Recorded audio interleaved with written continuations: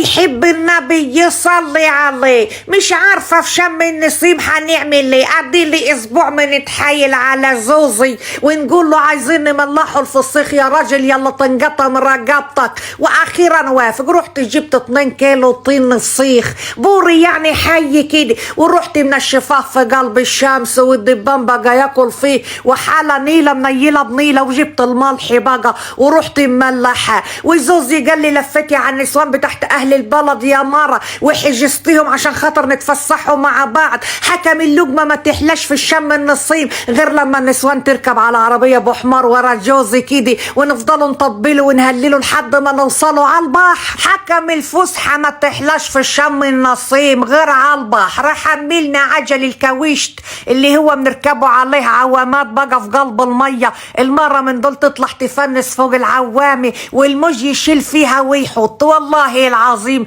بتبقى فسحة زي العسل. وناخدوا الفسيخ المعفن معاني والبصل والجراكين المية، وكل واحدة بقى بتبقى مخيطة عند الخياطة مايوه جديد احمر كده. لازم كل واحدة تبقى مايوها ازرق مايوه احمر، بنبقوا زي الزغاليل كده في قلب المية، ونقعدوا نطبشوا ونرموا قشر الفسيخ في المية وقشر البصل ونخلوا الدنيا زبالة خالص. بس بيبقى جو جميل والله العظيم. والفسيخة بتبقى هناك ولا قطعة اللحمة حتى. وناخدوا الليمون بقى والعيال تلعب، ولما نملوا قلبنا بالاكل كده ونشبعوا نخشوا بقى في قلب الموجة كده نقعدوا نشخوا. كل واحدة تمسك في موجة وتحضنها وتفضل تقلط قلاليط ملهاش نهاية. واليوم بيبقى زي العسل وضحك وفرح. والله العظيم احلى ايام بنعيشوها على البحر في شم النسيم دي. تاني نفتكر مرة زمان في شم النسيم امي نزلت برضه في البحر تاخد لها غطس، شافتها من بعيد سمكة قرش، راحت جاية لهفاها، راحت امي شابكة في الزعنفة بتاعتها.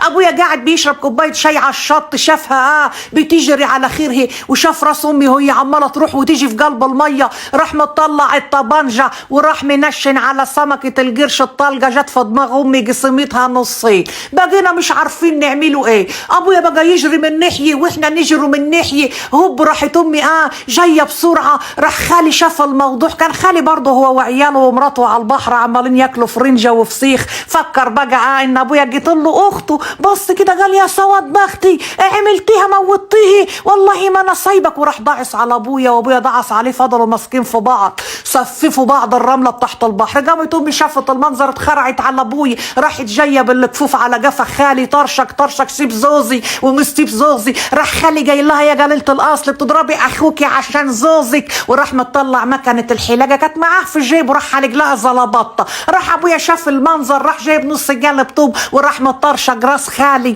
ودارت العركه ما بيني وما عرفناش نلتهن ولا بشم النسيم ولا بشم الفسيخ. هنعمله بس هو المشاكل ما بتحصلش غير يوم شم النسيم دي. بس انا بقى شم النسيم دي مش عايزاه يفوتني. رحت بقى للخياط وجبت حته قماشي ملونه فيها ازرق واحمر واصفر واللبني وبرتقاني، عشان خاطر انتوا عارفين الاجواء دي بتحب الالوان. هنقعد لسه نلون في حاجات تانية؟ لا لونت في اللبس كده وخدتها عطيتها للخياط وقلت له اعملها لي بقى شقيطه حكايه. عملها لي والله وبقت مقسمه وملسمه وهنلبسها ونبقى 100 عشان ما حدش من النسوان المعفنه يعلي عليا. نبقى على البحر كده زي الفراشه الملونه. الله الحاجه الحلوه حلوه والحاجه الوحشه ما تبقى لهاش قيمه. فانتوا عارفين نظافه ام ابراهيم ولبسها عامل ازاي. ظبطت نفسي تظبيطه عاليه وجبت ازازه كانوليا كده برضه عشان خاطر بعد ما ناكل الفسيخ نرش على ايدي وتبقى ريحتي حلوه.